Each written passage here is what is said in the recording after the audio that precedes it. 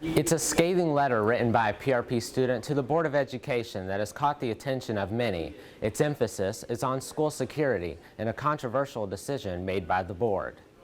It's 2 pages expressing disappointment and aggravation to JCPS over what the writer, Tessa Carby, describes as a failure to provide safety and security within our school. I noticed that compared to last year, we are having more and more instances of violence within the school, weapons being brought in. In the letter, Carby also cites a decision made in August of 2019 that stripped all Jefferson County public schools of an SRO.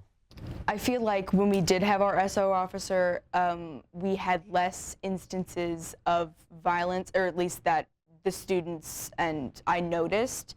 And I also feel like the SRO officers prevented the acts of violence and fights and bringing weapons into the school because they knew there was someone there that was going to stop them. JCPS board member Craig Shull was one of the 3 members who voted against the renewal of JCPS's contracts with multiple police departments that provided SROs for several schools.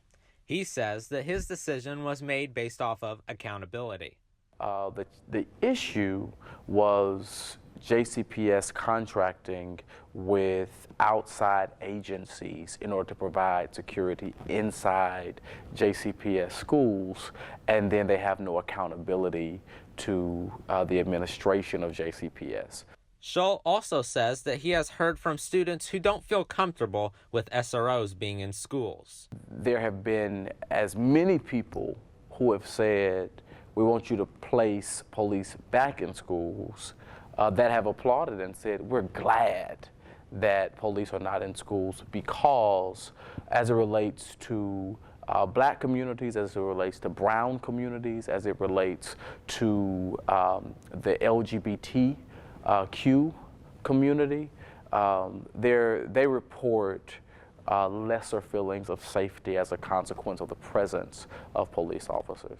While Tessa understands the concern, she still believes there is a security risk that needs to be addressed. We also have to consider the fact that students are unsafe in the building and we need a sense of security within the building, and the only way that JCPS is going to do this adequately is with the SRO officers, and we have to kind of weigh the pros and the cons that officers provide within the school.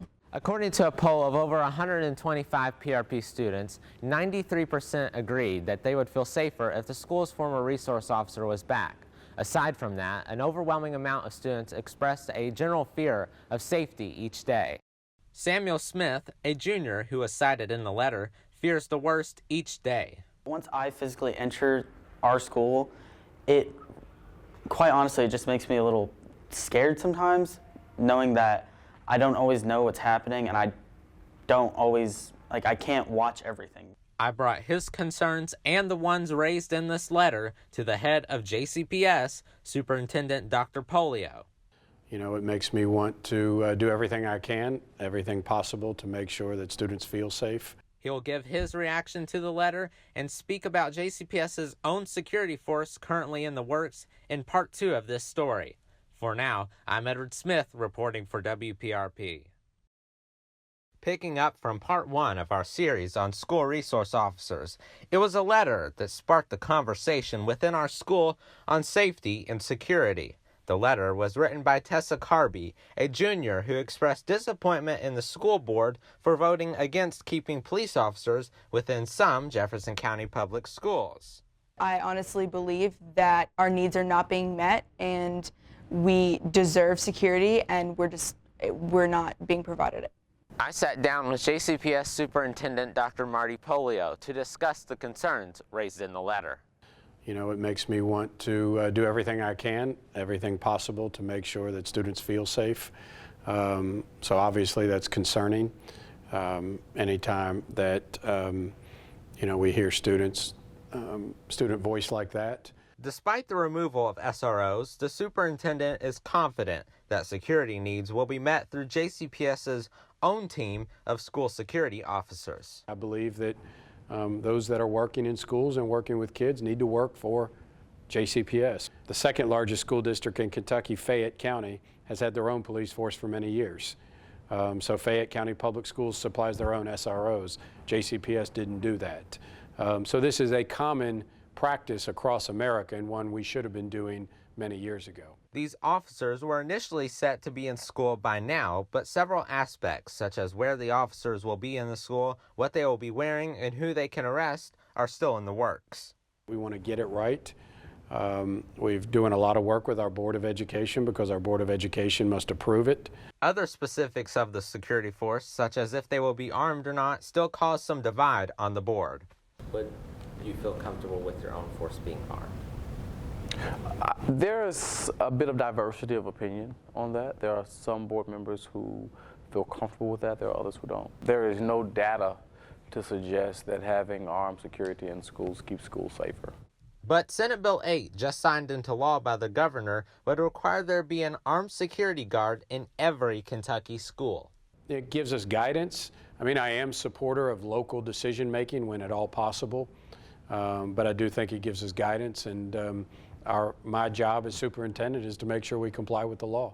In the meantime, no matter what happens, Tessa hopes that one day she and her peers will feel safe at school. We understand that our needs of security are not being met, and we realize that violence in schools doesn't stop for extended deadlines.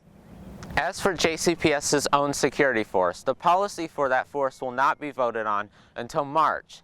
If the policy passes, the earliest we could expect these officers to be in schools would be in August. But if it fails, JCPS will be forced to remain with its current security team of only 5 people. I'm Edward Smith, reporting for WPRP.